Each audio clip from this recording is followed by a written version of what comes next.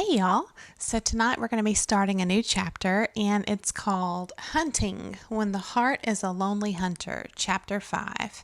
And if you haven't seen the other videos, I am reviewing the book Women Who Run with the Wolves by Clarissa Pinkola Estes. And it's a rich book, just incredible. And the lens that we're looking at it through is after you've become disentangled from a narcissistic relationship or environment. And so having this new awareness and trying to increase our discernment and just pull some lessons from all this. And so relating this book to those experiences has been very valuable to me, and I wanted to share it with you guys. So, like I said, we're starting chapter 5, and let's go ahead and dig in. I'm really excited about this. So, this chapter has the story Skeleton Woman, and I believe this story is originated from the Inuit culture in Alaska or that area. I don't think she actually specifies. She talks a little bit about, she calls it the circumpolar regions, but it's just really a unique story. So what I'm going to be doing is, like I've done up until this point, I'm just going to be reading highlights throughout the chapter, and I'm going to summarize the story for you. So I'm not going to actually read this story word for word, but you'll get the gist of it. Okay, so let's go ahead and dive in. All right. Skeleton Woman Facing the Life, Death, Life, Nature of Love. Make sure this mic is on. I didn't look. It is. We're good. All right. So she opens the chapter talking about wolves, and she says they're good at relationships, and she says that they bond very deeply, and she goes into some detail about that, and basically just explains how they, being wild animals, of course, they just accept. It's just their innate nature, their intuitive nature to accept the cycles of life, including this life, death, life nature, and eventually she gets into how we resist that. We can resist change. And so that's a big difference here and a big theme of this chapter. So let me go ahead and just come through and read a few sections of the opening part of chapter 5 for you. So it says, unlike humans, wolves do not deem the ups and downs of life, energy, power, food, opportunity as startling or punitive. The peaks and valleys just are, and wolves ride them as efficiently, as fluidly as possible. The instinctual nature has the miraculous ability to live through all positive boon, all negative consequence, and still maintain relationship to self, to another. So basically she's saying that this nature that wolves have to just, ride everything out, that's also a part of us, deep down, our intuitive nature. And it's just a matter of getting in touch with that, I think, It says Skeleton Woman is a hunting story about love. In Stories from the North, love is not a romantic tryst between two lovers. Stories from the circumpolar regions describe love as a union of two beings whose strength together enables one or both to enter into communication with the soul world and to participate in fate as a dance with life and death. Okay, so let me go ahead and summarize this story of Skeleton Woman for you. All right, so what happened was, in the beginning, it kind of gives you just a super short background of what happened to this woman. So it says she had done something of which her father disapproved, although no one any longer remembered what it was. And so her father threw her over the cliffs into the sea. And so, of course, she died, and she stayed under the sea, her bones, her skeleton, for a very long time. So all of the local fishermen knew to stay away from that area because it was known to be haunted. But this traveling fisherman comes by and he doesn't know any better.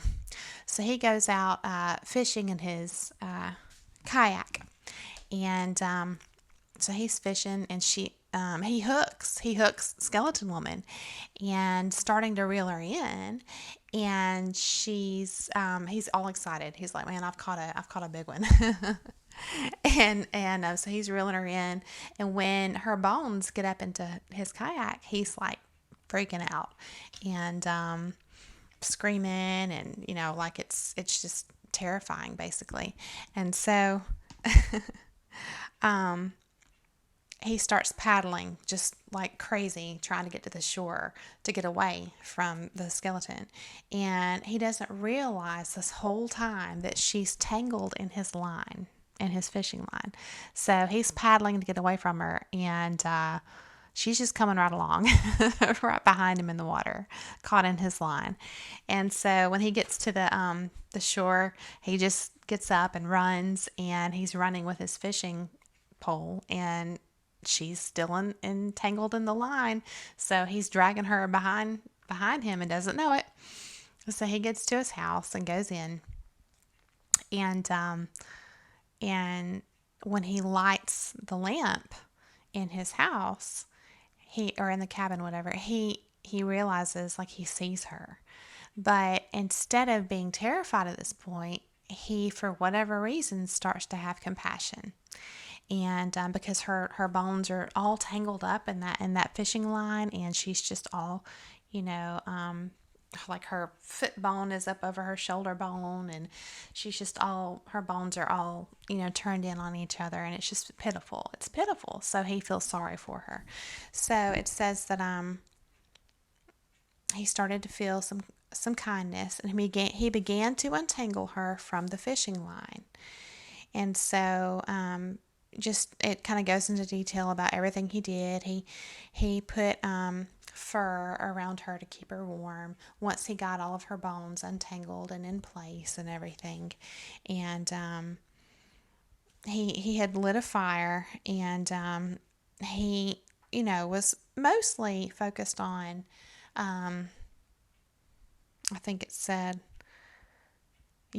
oiling his the wood of his fishing stick, and he was rewinding the line, and he kept looking over at her, and of course she's not moving. But remember, in the story, she's technically alive, like her spirit is still a part of the skeleton, right? So she's not saying a word, and remember, it's all symbolic. And so he starts to get sleepy, basically, and he goes to sleep. And when he goes to sleep, a little tear comes down from his eye, and she sees it, and she's so thirsty. So she goes and puts her mouth to the tear from his eye, and it says that it was like a river. It was just so nourishing for her. So she drank and drank and drank until her many years long thirst was satisfied. So basically, then she laid down beside him, and she took his heart out, because he had a very strong heart. It says it was like a drum. So she took his heart out, and she kind of beat on it, and as she drummed on his heart, she began to sing out, flesh, flesh, flesh, and her bones started to flesh out. Okay. And so the more she sang, the more her body filled out, and she sang for hair and good eyes, and, just, she was being replenished while he slept. And so when she was done, she put his heart back, and she got in bed with him and snuggled up.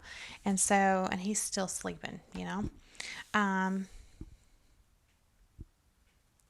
It says, and when she was all done, she also sang the sleeping man's clothes off and crept into his bed with him, skin against skin.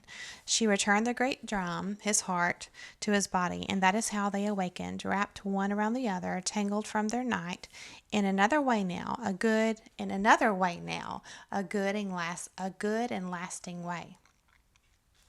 The people who cannot remember how she came to her first ill fortune say she and the fisherman went away and were consistently well fed by the creatures she had known in her life underwater. So that's how the story ends. And so then she goes into her analysis of the story, the symbolism, what it means. So we're going to go ahead and go into that. So the first section is called Death in the House of Love. And, I really didn't highlight anything here. I read through it. It's about roughly 2 3/4 pages worth, and she's really just, if I had to sum it up, she's talking about how humans resist change and specifically death, the death part of the life cycle, and we're just resistant. And that goes to be resistant to natural cycles. That are part of nature means to resist this deep natural part of ourselves, because deep down we understand that cycles exist in nature. Deep down we know this, and so it's kind of like we're just doing ourselves a disservice to resist this, but we do. Okay, so that's my summary of that section. And then we get into the next section, which is the first phases of love. And the subtitle of this section is The Accidental Finding of Treasure. And so this is really interesting here. And it's late, and I'm tired, and I'm feeling the portion of the caffeine pill I took kick in now, which is cool. So it's like I'm coming alive. All right. So I have highlighted some sections in here to read for you guys. So remember, when he caught her on his line, he was real excited. He thought that he had caught like this huge fish. He was just super excited. And so this is the part I've highlighted. It says, oh, it's a big one, he thinks as he turns to gain his net. He does not realize that he is bringing up the scariest treasure he will ever know, that he is bringing up more than he can yet handle. He does not know that he will have to come to terms with it, that he is about to have all his powers tested, and worse, he does not know that he does not know. That is the state of all lovers at the beginning. They are blind as bats. Humans who do not know any better have the proclivity to approach love the same way the fisherman in the story approaches the hunt. I hope I get a big one that will feed me for a long time to come, one that will excite me, make my life easier, one I can brag about to all the other hunters back home. This is the natural progression of the naive or famished hunter. The very young, the uninitiated, the hungry, and the wounded have values that revolve around the finding and the winning of trophies. The very young truly do not know what they are seeking yet. The hungry seek sustenance, and the wounded seek consolation for previous losses. Yet all will have treasure happen upon them. I thought that was kind of a cool wrap-up of that section. It says, to lay inert and only dreaming of a perfect love is easy. It is an anesthesiation from which we might never recover, but for ruthlessly snagging something valuable, yet outside our awareness. For the naive and wounded, the miracle of the psyche's ways is that even if you are half-hearted, irreverent, didn't mean to, didn't really hope to, don't want to, feel unworthy to, aren't ready for it, you will accidentally stumble upon treasure anyway. Then it is your soul's work to not overlook what has been brought up, to recognize treasure as treasure, no matter how unusual its form, and to consider carefully what to do next. I just love the way she writes. So, I'm looking to see if I should summarize in between what I've highlighted here. I don't think so. The fisherman thinks he is pursuing simple nourishment and nurture, when in fact he is bringing up the entire elemental elemental feminine nature, the neglected life, death, life nature. It cannot be overlooked, for wherever new life begins, the Death Queen shows up. And when this occurs, at least for the moment, people pay rapt and fearful attention. When you see or you discover aspects of your partner that are not discovered or seen or revealed in the honeymoon phase. And, through the lens of narcissism, I don't think this is her intentions in any of this is meant to represent what a person would hide from the other person, like on purpose, like a narcissist would. I think that it's just sometimes we may not even know what aspects of ourselves, just being who we are, may actually be off-putting to a new partner. We may not even know. But basically that it's just dealing with that. And, as opposed to turning and running, if a person isn't perfect. And, that's just the thing of it, because I feel like a lot of times narcissists want. Have you ever seen that movie Stepford Wives? I think it's just called The Stepford Wives. And there was like a remake. There was an old version of the movie and then like a newer version with Nicole Kidman. I think it's been many years since I've seen it. But essentially, I think narcissists, that's what they want. They're like an empty shell. You know what I'm saying? They're just literally a mask operating in the world. And so I think sometimes that's what they want in a partner too. They just want you like to be arm candy or whatever. Or to fill a role. They don't really there's no depth there. There's no depth in the connection. And so, but people who are healthy, people who have a good heart, non-narcissists, Skeleton Woman, when it presents and everything that she symbolizes, is that point where, how committed are you? Do you truly love this person? What are you willing to go through with this person? And so we're going to read a little bit more into this because I really don't want to skip. I mean, it's just rich, and I just don't want to skip over it. So, yeah. So, it says, Skeleton Woman who spent an eon lying under the water can also be understood as a woman's disused and misused life force. In her vital and resurrected form, she governs the intuitive and emotive ability to complete the life cycles of birthings and endings, grievings and celebrations. She is the one who peers at things. She can tell when it is time for a place, a thing, an act, a group, or a relationship to die. This gift, this psychological sensitivity, awaits those who would lift her to consciousness through the act of loving another. So it's not turning a blind eye. It's being willing to acknowledge, if there's an issue, if there's some kind of point that you're at odds with your partner. It's just an opportunity to strengthen the relationship, in my opinion, to communicate, and in the end, to truly deepen the love, to turn it from the early stages into something more, and to actually strengthen the bond. So I think it's a beautiful opportunity as you experience all the aspects of one another.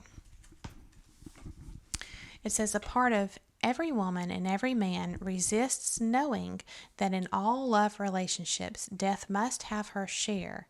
We pretend we can love without our illusions about love dying, pretend we can go on without our superficial expectations dying, pretend we can progress, and that our favorite flushes and rushes will never die.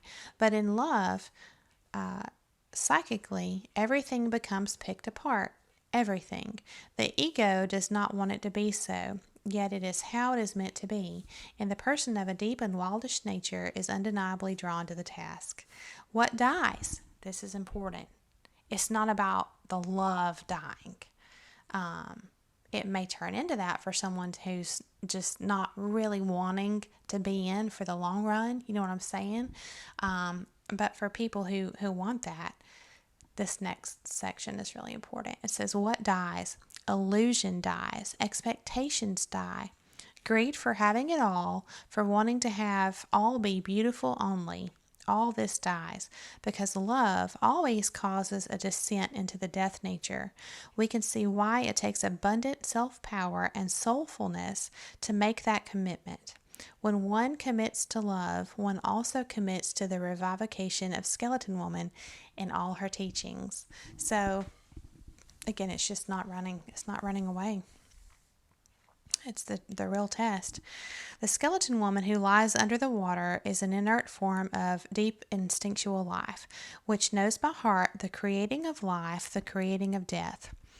If lovers insist on a life of forced gaiety, perpetual pleasuramas, and other forms of deadening intensity, if they insist on sexual thunder and lightning or a torrent of the delectable and no strife at all, there goes the life nature right over the cliff, drowned in the sea again. Refusing to allow all the cycles of life in the love relationship causes the skeleton woman nature to be ripped from her psychic lodgings and drowned. Then the love relationship takes on a strained, let us never be sad, let us always have fun, face to be maintained at all costs. The soul of the relationship sinks out of sight, set to drift under water, senseless and useless. Skeleton Woman is always thrown over the cliff when one or both lovers cannot stand her or understand her. She is thrown over the cliff when we misapprehend the use of transformative cycles. Transformative cycles. Like I said, that's the opportunity to really deepen and strengthen that love and that connection.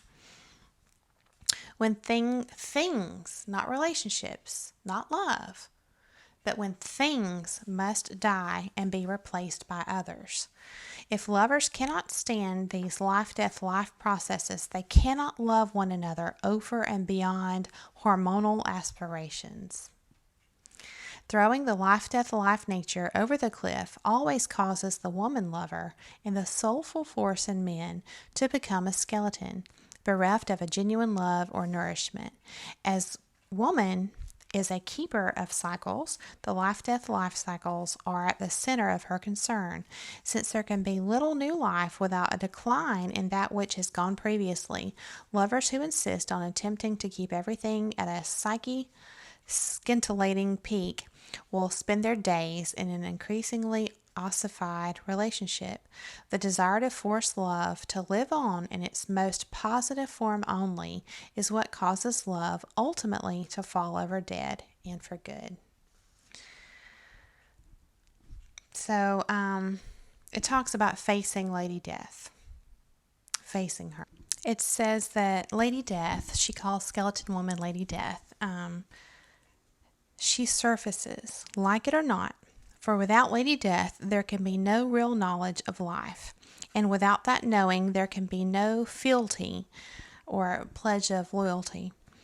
No real love or devotion. Love costs. It costs bravery. It costs going the distance, as we shall see. And so it just goes into, the growth process of a relationship, how it starts off and the excitement and then, the tests that come along, and Skeleton Woman is just representative of that, basically. And so it's just beautiful. And she talks about she had 20 years of practice as a therapist, and it says all these men and women who would come to see her talking about how they met someone. It says, I didn't mean to. I was just minding my own business. I wasn't looking. And then I met this person. And, it says as they continue to nurture the new relationship, they begin to cower. They shrink and worry. Are they having love anxiety over this person? No. They are feeling fearful because they are beginning to glimpse a bald skull rising from beneath the waves of their passion. What shall I do? She says. And so she says, I tell them this is a magic time. It does little to calm them. I tell them we shall now see something wonderful. They have little faith. I tell them to hold on. And this they are able to do, but barely. And then it just talks about how, they're just rowing faster and faster, and, metaphorically, and she's running right beside him, trying to counsel him metaphorically. And right behind, she says, Skeleton Woman is bumping right along. Like, in other words, you can't run from it. You can't run from the cycles of nature. And they're just, they permeate every part of life. And even within ourselves, even though, like I said, most of her stories are primarily representative of your internal, your own individual psyche, but they can also relate to the outer world. And then in this particular story, she finds it more valuable to only focus on the meaning of the story with regard to true relationships, not just your psyche, the processes. So, but it's just, I think that most people understand that true love, true relationships are going to go through challenging times. And,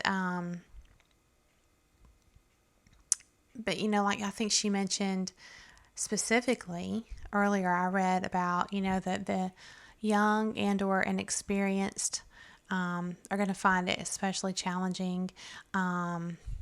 Those wounded, those thirsty, hungry, how they may struggle a little more, grappling with these challenges that arise is a natural part of a relationship. But that's really all I got so far. And then I'll just go ahead and kind of give you a preview about the rest of the chapter. It says there's, she puts all these subtitles in these various sections within a chapter. So the next section's called The Chase and the Hiding. And it's pretty rich. And then there's Untangling the Skeleton and The Sleep of Trust. So there's a whole lot more where she goes into this story in depth. Giving the Tear. Remember the fisherman, when he went to sleep, he had the tear come down his face. And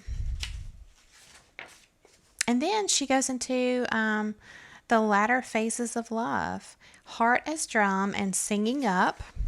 The Dance of Body and Soul. So all of this, I'm just turning page after page after page. So chapter 5 is actually very rich.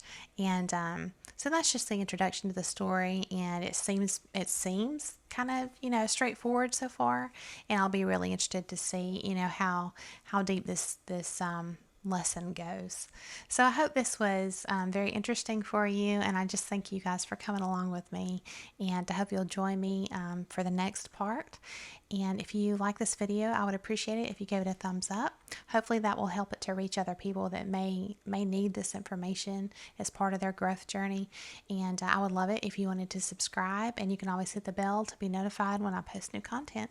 Thanks so much, and I hope you have a wonderful day, night, morning, whatever it is for you. It's nighttime right this minute for me.